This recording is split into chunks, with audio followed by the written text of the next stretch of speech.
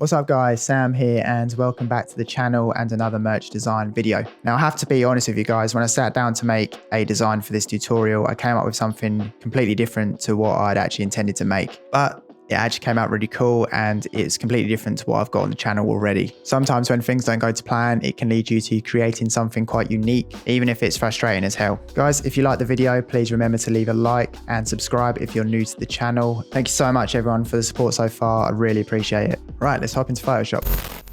Okay guys, so this is the design we're going to remake today in Photoshop, and I'll try and make it as close to this as I possibly can. However, it might go a little bit different just because we are remaking it. And sometimes when you remake stuff, it goes different each time.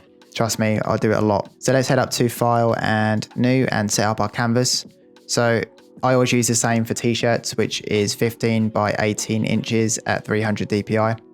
And we want black as the background because that's going to be the color of the garment in the background. So we're printing on a black t-shirt, so we design on black.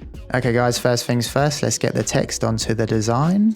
So we're going to write the word born, and we're using the font Nordams or Norddames, which is from Envato Elements. I suggest you check Envato Elements out if you haven't. Really handy, bit expensive, but very, very useful and well worth it.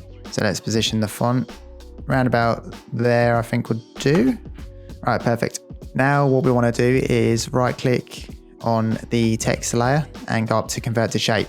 Now what this is going to allow us to do is, if we go over to the direct selection tool, we can edit the anchor points like we were in Illustrator. So we're editing it like a vector in Photoshop, which is awesome.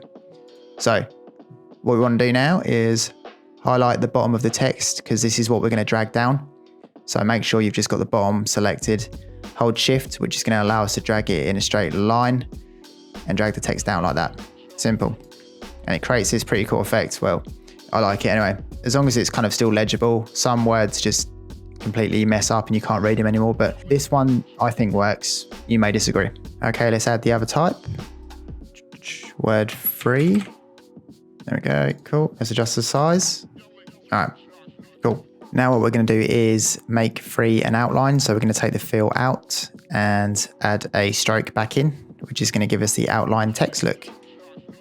13 is good and white is what we want. Just going to make the free a little bit bigger actually.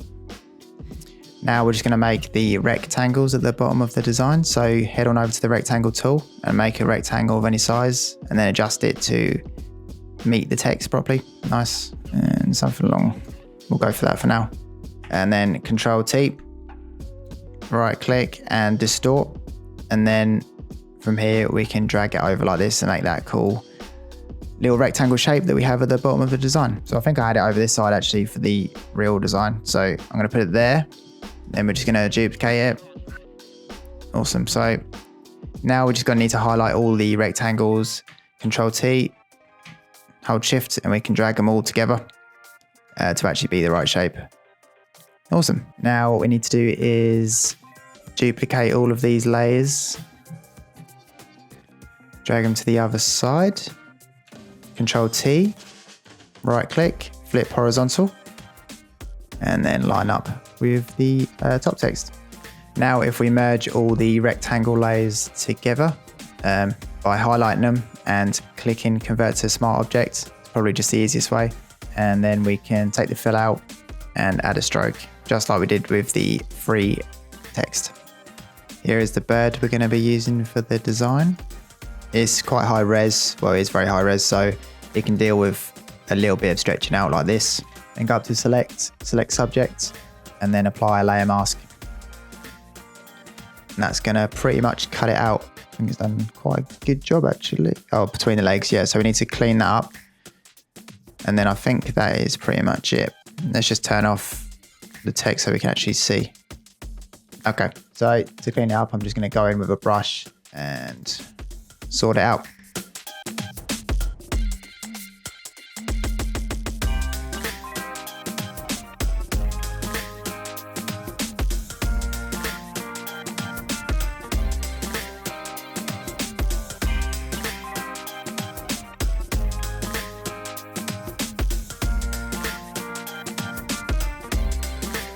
Okay, so the bird's all nicely cut out, and what I'm going to do now, just quickly before we go any further, is rename my layers so no one gets confused. So I'm going to name them shapes, and I'll name this bird. And then what I'm going to do is make a duplicate of the bird, hide it down there, and then convert this to a smart object. So we've always got a copy now in case we mess up the bird too much and we need to go back. Okay, so now we can turn on all the hidden text and try and find a place for this bird to sit nicely while still making the text legible. So somewhere around, I got it somewhere around here before, if I'm not too mistaken. Probably am. This design's always, it's going to look different to the, it's going to be close, but it's going to be a bit different. Right, now let's bring in the flower. Exact same process as before. To cut it out, select subject, and then apply a layer mask. And right away we can see that the layer mask hasn't done, well, the selection wasn't perfect, so we need to go in with the brush again and sort it out.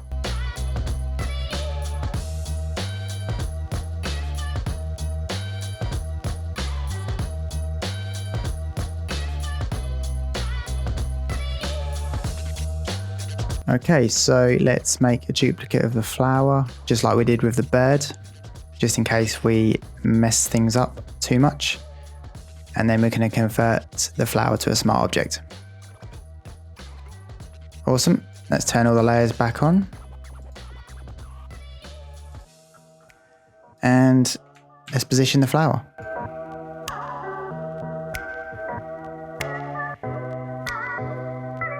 And I'm going to duplicate the flower again for the second flower.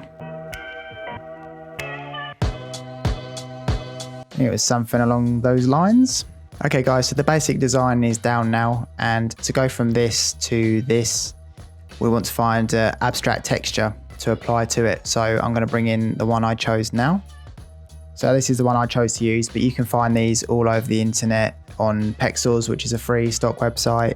Also Unsplash, really good places to find things like this. Just type in abstract. Okay, once the texture is positioned on top of everything, all we've got to do is head to effects and blending options.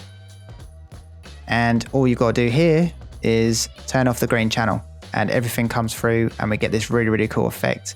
What I ended up doing to make the design look less blocky, so it wasn't just a rectangle on a t-shirt, I ended up using displacement maps. Now, I have a tutorial on displacement maps. I will link it down below.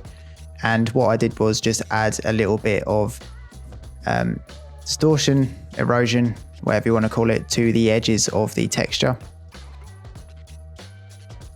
Like this. And basically this will help it. There we go. So it's eroded the edges a little bit. So it's just less of a rectangle, less kind of blocky. So when it sits on a t-shirt, it will kind of just look a little bit better, I think.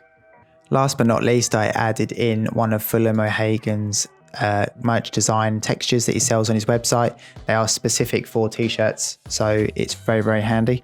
So let's drag that on. So normally when you apply a texture to a t-shirt, you would apply it through a layer mask. However, for this, because it's already a rectangle, I'm not doing it. I'm doing it a different way. So I'm just sticking it over the top basically. And then there we go. As you can see, it creates like a nice cool effect. The only problem with doing it like how I've just done it is that if we turn the background off, we can see the texture is still there all around it, which would make this a pain in the ass to print. So to get rid of it, all we've got to do is hold Control and click the thumbnail of the abstract background, and then it's going to highlight around the edge, and then we apply a layer mask to the texture.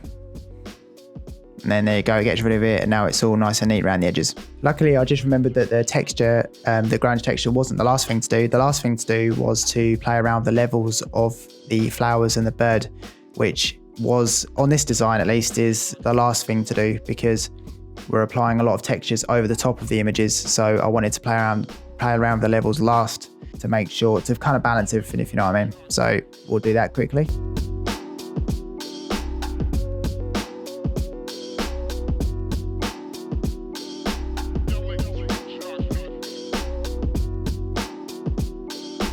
So as you can see, if you leave that till last to do, you can really make it work with the textures that are all on top of it. Okay guys, so that is the finished design for the front of the shirt.